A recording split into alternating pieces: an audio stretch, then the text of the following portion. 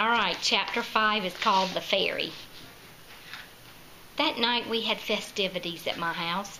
Festivities is when my grandpa and grandma came over and all of us eat cake.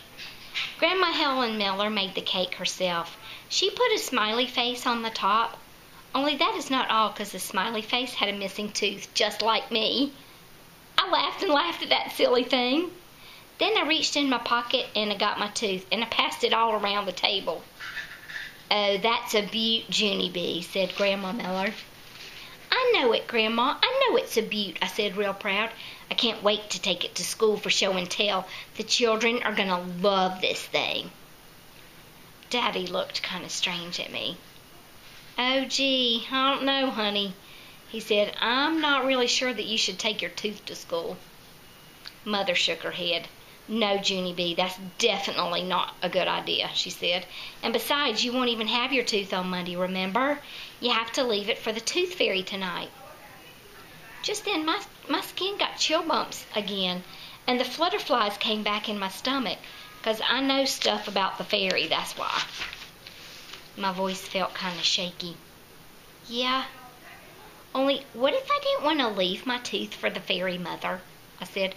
"What if I just want to take it to show and tell and that's all?" Mother shook her head no again. "No, Junie B, no show and tell," she said. "Taking a tooth to show and tell is just, well, it's just disgusting," said Daddy. "Yes," said Mother, "disgusting." I whined at those two.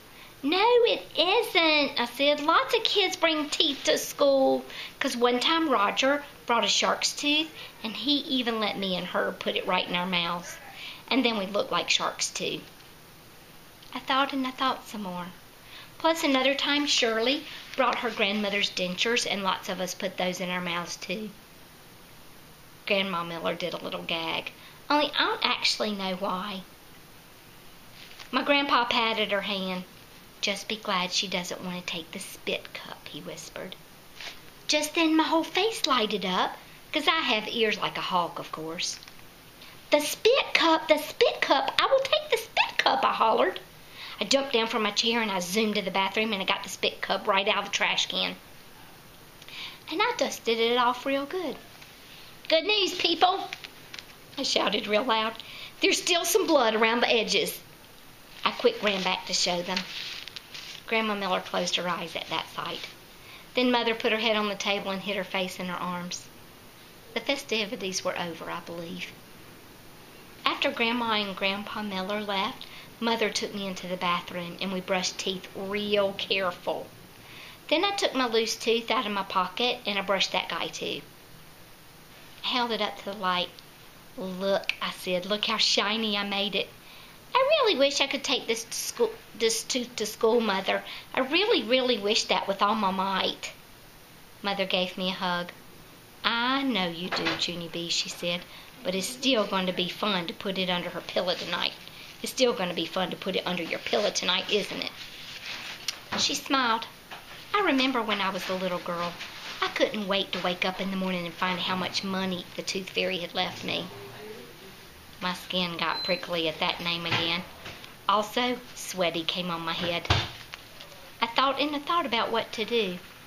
Then, finally, I stood on my tippy toes and I whispered in Mother's ear. "Yeah, only I know stuff about the fairy," Mother said. "I know the truth." Mother looked shocked at me. "The truth," she said. You know the truth?"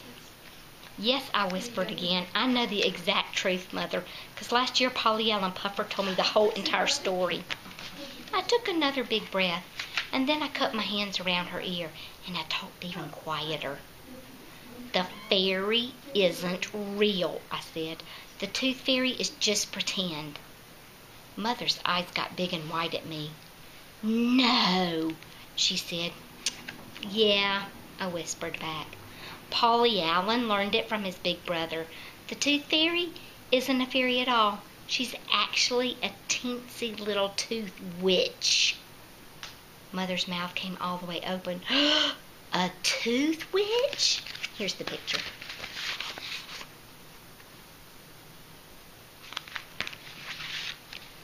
"Shh," I said. "We have to talk soft, Mother. If the tooth witch hears anyone telling her secret," excuse me, excuse me, "she flies into their room at night and she pinches their cheeks." Mother covered her face with her hands. She was in shock, I believe. "Polly Allen's brother even saw the tooth witch," I said, "'cause one night he put a tooth under his pillow and then he stayed awake all night, and he saw the tooth witch fly into his room on a teensy little toothbrush." "Oh my," said Mother. "I know it's oh my," I said, "and that is not even the worstest part. 'Cause the witch walked right under his pillow, and she carried out his tooth, and then she chomped a big bite right out of it, just like it was a little tooth apple." Mother made a noise behind her hands. I patted her very nice. "I know how you feel," I said. "It is very hard to hear." Finally, Mother took her hands away. "But it doesn't really make sense, Junie B," she said. "I mean, why would a little witch leave money under your pillow? A witch would never do something that nice, would she?" I rolled my eyes way up to the ceiling, 'cause sometimes I have to explain everything to that woman. "Of course she would, Mother. Don't you get it? The witch leaves money so that children think she's really a fairy. 'Cause if children didn't think there's a fairy, they won't leave their teeth, right? And if they don't leave their teeth, the witch won't get any tooth apples." Mother closed her eyes very tight. Then all of a sudden she opened up the bathroom door and she ran right out of the room. She was taking it harder than I thought.